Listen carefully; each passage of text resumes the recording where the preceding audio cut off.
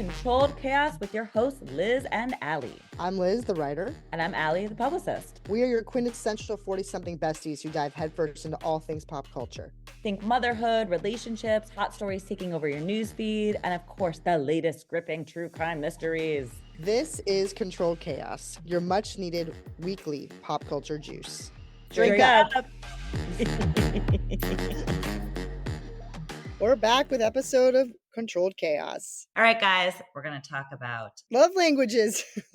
Are they bullshit or are they legit? If you are listening to this and you have not heard of the 5 love languages, you must be living under a rock. Like, there's just no way you haven't heard of them because they have become pop culture memes. They're on, if you go on, not that I'm on Hinge anymore, but like if you go on, dating apps, it will ask you literally as one of the ways to connect with a person, like, what is your love language? Really?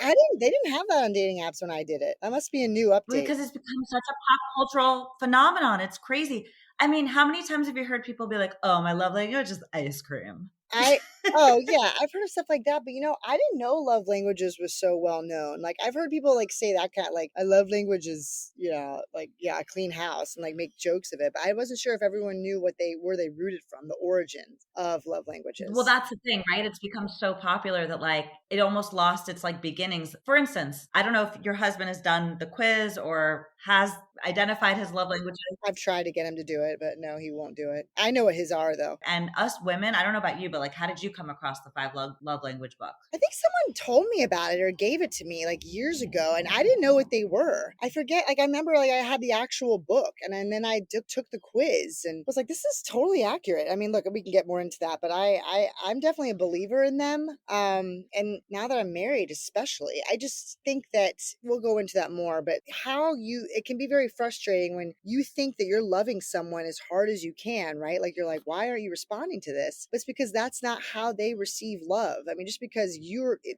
giving off what you think is the right thing does not mean it's the right thing for them. And it's kind of ridiculous that we think everyone receives love the same way. Like that's like a ridiculous thing to think, in my opinion. It is ridiculous to think. And I also think it's funny that someone gave you the book, because for me, someone gave me the book as well. It was gifted to me. And I feel like most of us women, we didn't like seek it out ourselves. Someone recommended it to us. I've asked a few other people over the last couple of weeks, and all of them said like, oh, someone gave it to me, or I lent it to me, or no one was like, oh, I sought it out. Yeah, I didn't seek it out either. I didn't know what it was. I really hadn't heard much about it before. It was kind of new to me. Well, the reason I received it as a gift was because I was talking to like a friend of mine about my relationship with my husband, and she thought that the book would help me. So do you have a specific? No, why don't you say what they are? Say what they are first, because everyone knows. Okay, so the book was written by a pastor named Gary Chapman. The book is from 1992, by the way, 1992. So how old is that? That's 30, 40 years old. By a pastor, not a doctor. He advised like couples on like, it was marriage counseling essentially. So he's described as a 50-year-old Southern Baptist pastor with a doctorate in adult education, introduced the concept to the world with his book, The 5 Love Languages, The Secret to Love That Lasts. There's a lot of religious undertones, and a lot of people go against this book now because they feel it was written for like heterosexual couples, like, very, religious couples, like, having to keep within their spaces. And the thing is if you ask most men, out of the 5 love languages, which are words of affirmation, acts of service, receiving gifts, quality time, and physical touch, most men, when you read statistics or you ask any of your male friends, usually say physical touch for themselves. Which is really funny because that's not what most men are. I'm going to tell you right now what most men are. It's words of affirmation. Men need a lot of, this is as I've gotten older, my marriage advice of just a short time, they need a lot of verbal support, more than I ever realized. Not everyone, but like, I feel like men really appreciate being told they've done something well, or they've done something right, or this helped me so much, or this was so supportive. And like, I don't know, that's just what I've noticed. Physical touch in my, like, okay, so we'll go ahead and say what my love languages are: physical touch and quality time. All the rest, gifts are 0. Words of affirmation are like very low, and acts of service are very low. Physical touch for me doesn't really mean sex. It's actually more quality time. It's like, for me, when I'm upset, a hug goes a long way. Like a hug and physical embrace. Allie and I are phenomenal huggers, by the way. Like when we hug, it's like we melt together. But it kind of It's true. You and I have always been, we're like hug soulmate, but it calms my nervous Well, system. you and I used to go to a Vietnamese restaurant and have hugs like that, and everyone thought we were a lesbian The couple in there. Saigon. What was that about, by the I way? don't know, but nothing like a hug and nothing like some hug and a pho, like some Vietnamese food and a hug. That's my love language. Pho. Give me some food and a hug, and whatever I was upset about is probably over. Like that's just the like you know how men very often want to like they just like jump in and try and solve the problem. And to my opinion, that's one of the biggest discrepancies between men and women. Men want to solve what's wrong, and women just want to be heard. We want to be heard. We want to feel supported. We don't need you to fix it. But to me, like a hug, it goes a long way. I just feel better. It calms my nervous system, and I don't even know if I need to talk much after that because guys do hate talking. I love the 5 identifiers. I love what they say. What I don't love is how essentially, so you're going in that quiz and you're going, I'm picking 3, I'm picking 4, whatever. Versus I feel like sometimes having an outsider or like a more objective opinion on you, because men will always say physical touch. And like you said, that is not the reality. It's because men like think it's supposed to always be through physical touch because that's what they've learned their whole life, whether that be sex or touching or grabbing or whatever. You know what else? You're getting to like a little bit to your point on that. I think there's like this misconception, and this is like this is as I gotten older, like all we hear our whole lives, and correct me if I'm wrong, is that all men think about is sex. All they want is sex. It's like that's where it's kind of ingrained in our heads, right? Like when you're growing up and you're young, and like that's all they think about is sex. I don't know if that's really true. And actually, I think when you get older, like sometimes, or maybe that's true, but they also don't like. Sometimes women can think about that just as much. There's just like this, and then I think that women get upset when a man doesn't want to have sex with them as much as they think that they should because that's all we hear. Well, of course you want to have sex with me. Men want to fuck all the time. That's all I've We're been so told my whole life. conditioned, right? We're Yeah. conditioned to be told that a man wants to have sex all the time. And if they're not having sex with you, we immediately think we're doing something wrong. And that's where I think love languages come into play that might not be what they need right then. They're going to say that, like you said, they're probably just going to be like, I don't know, physical touch. But like that's not them not being insightful or self-aware or even like looking into himself because it isn't what they need. Maybe they do want a gift. Maybe they do want you to make them dinner as an act of service. Well, that's the thing. Like physical touch doesn't. I'm all of them, by the way, but like physical touch is more on the lower one for me. But that actually doesn't make me feel good because I think physical touch could become a love language for me because it could also tie to what's happened in your past. Certain things that trigger you. So, for instance, I would imagine and I would hate to say this so bluntly, but like I'd imagine a rape victim would not maybe be very high on the physical touch unless they've had like tons of work in therapy and been able to work through it. But that doesn't mean that that's a good thing. So I like that you have these 5 categories, but I don't like the process of how they're chosen because I think sometimes we don't know what we need and what we are. And then we end up boxing ourselves. Oh, this is what I am. It can't just be like, this is what I like, that changes too. Yeah. And like sometimes And we box it. yeah, I agree. You can't box yourself in a category. I mean, you can, that's like saying like we don't evolve as people and what we need in our love and our relationships. I mean, there are definitely times where I'm like, man, I just need to be told I love you. I need to be, that's words of affirmation. So things do evolve and change. I agree with you. You can't stay in your box. I just think the fascinating thing about love languages is you're going to feel like you're hitting a boulder if you're loving someone the way you need to be loved all the time. You're going to be like, why? I'm hugging this person all the time. I'm telling them they're great all the time. But if this person is an acts of service person or like that means something to them, you're just going to do this. And for me, quality time is that's my biggest one. And I think one of the big thing about quality time, people, it's not just like, and this is a huge like fight my husband and I get in. He's like, it drives me nuts. He goes, we're together all the time. That's what he says. And I was like, No, but that doesn't mean you're that's actually not together quality being time. quality. That's not what quality time means. Quality time means like we're not on our phones because that's the other thing. Like not on our like couch on your phone and like when you're talking to me, you're off your phone, you're looking at me. That's all stuff that is like people think quality time just means like taking a walk together. It is. It's more than that. It's a connection. It's connection, and that to me is one of the biggest ones and something that I think like a lot of men, they'll talk to you on their phone or like be distracted and like little by little that chips away at someone who needs quality time and connection. At the end of the day, like you're really just asking your partner to put themselves in your shoes. Like get out of your That's own frame of mind. exactly Not the same you frame just of summed mind it as up. yours. Yeah. It was like a chef's kiss. You just summed it up perfectly. It's like get what in what's funny if we want to go back to sex and physical touch, what makes the best sex? When you're thinking about the other person and not yourself. If both partners are thinking about how to get the other one off, you're gonna have better sex. If it makes for the best sex when each partner is thinking about the other person. So if one partner is just thinking about what they need to get off, I need this, this, and this, the other sex is probably going to suck for the other person. So it's the same with love languages. Like you said, put yourself in their shoes. But and I don't mean to pigeonhole. I'm sorry. I don't mean to be like men bashing, but I do find it.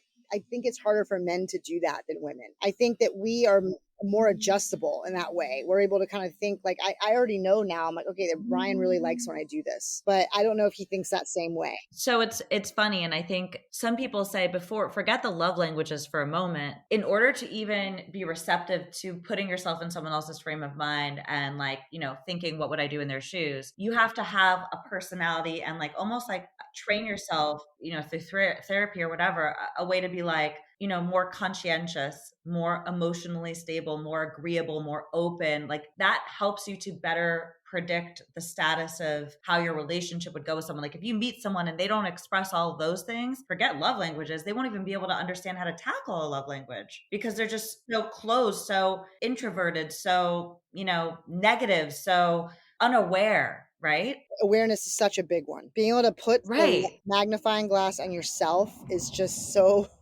big. And you're right. I mean, I think a lot of partners can't always do that. And it's true. And if you have a partner that, you know, you're explaining, well, this is my love language, and they're still like identifying a different behavior with that love language, to me, it's some of those initial aspects they need to work on first before even getting to the love Yes. languages, you know, because you're really just not understanding yourself to really understand a partner. Exactly. It's like putting the cart before the horse. It's almost like couples therapy in a sense. Like if someone's not resolved or healed in themselves, couples therapy almost like it's irrelevant. It won't work. Like you kind of have to resolve what's that wound first, and then you can kind of go on to that, because that's like your block, right? That's like your speed bump that you can't make it to what's healing you as a couple. It's not your partner's job to heal what's wrong with you. You have to heal that first, and then you come together and heal with each other. So what you're saying, I totally agree with. Yes, and I think that's why so many people like refer to the five love languages as pseudoscience, because you have to take it with a grain of salt, right? Like, and that's the thing right now that it's become such a pop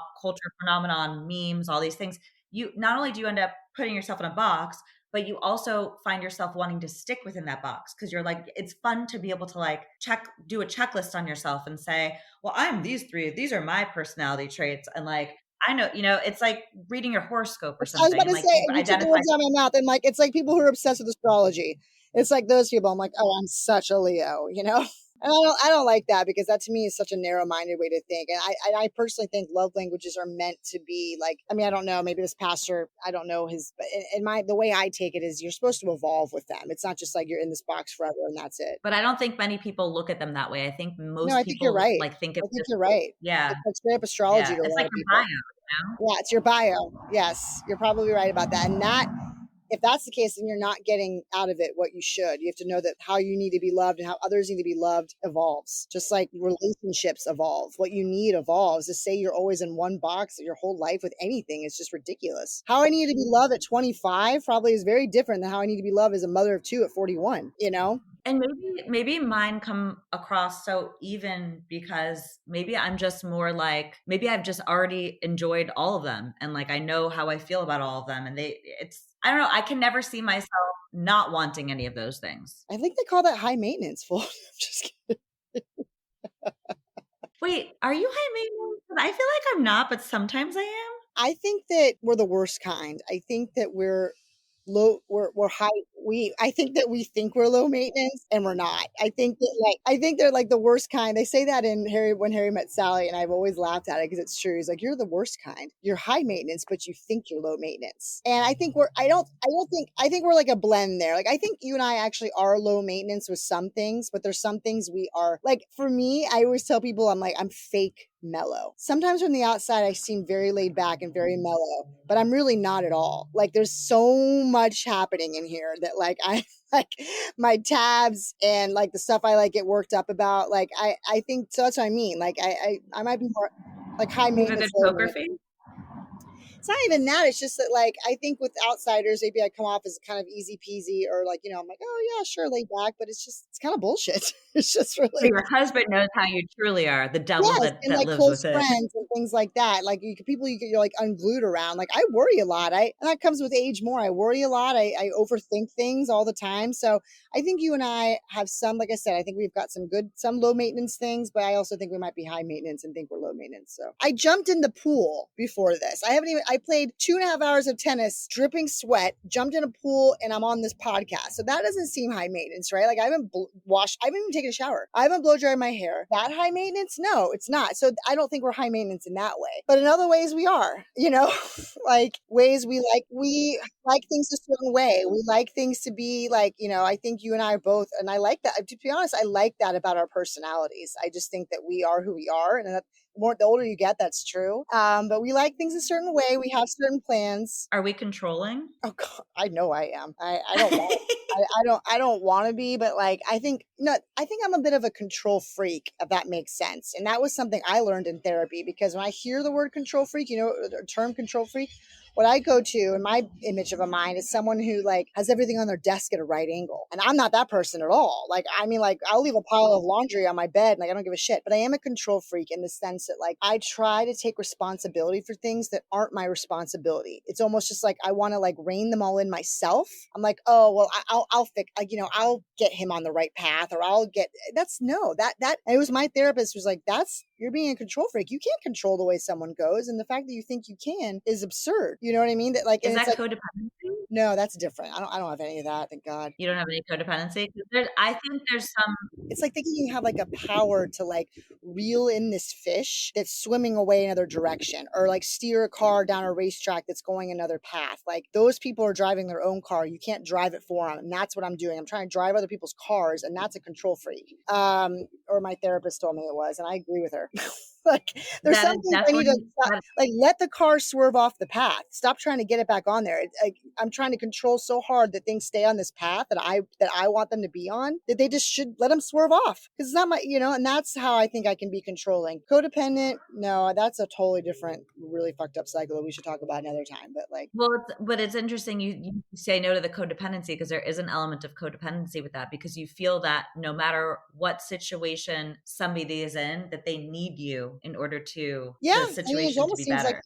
Or like to me, it's like I just feel like I can really help, and like I can really like help. Yeah, but you're right. You know what? You're right. When you put it that way, you're right. There is a little bit, or maybe a trauma bond. That's something else that like that term has really registered with me, because I've definitely had enough trauma before in my life, or like I do think that like I get in like a fight or flight, like a fear. So that's why I'm trying, like when my fear kicks in is when I try and control things even more.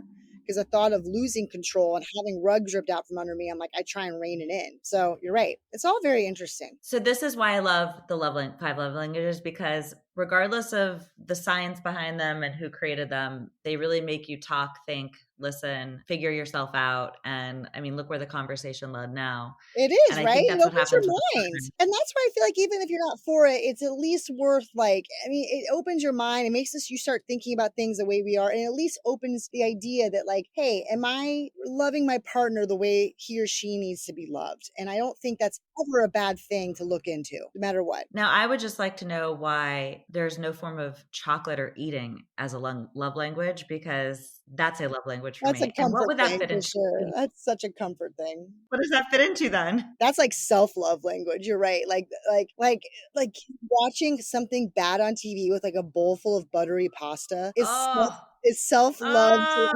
What is that act of service of yourself? Your hair's wet and you've clean sheets and you have a bowl of buttery pasta and you're watching some dumb movie you've seen a million times, or like So that's quality time with yourself, or that's an act of service? Actually, yes, I think you just said it. I think it's quality time with yourself, which is super important. Not just with your partner, a little self-care. On that note, I'm going to go definitely binge on some terrible TV right now. Me too. It's the weekend. I want to go ahead and just say thank you right now to my co-host, because she gifted me this gold bella certificate for my birthday a year or two ago. And I got some Levain cookies and they're arriving today. Talking about self-care. I'm going to eat one in bed and I'm going to watch that new Anne Hathaway movie. And I'm really excited. Heard that movie was terrible, but I still want to watch it. I know, but I still want to see it. You guys should do your love language quiz. I'm just telling our listeners, just try it out and see what you are, just for kicks. All right. See y'all next time.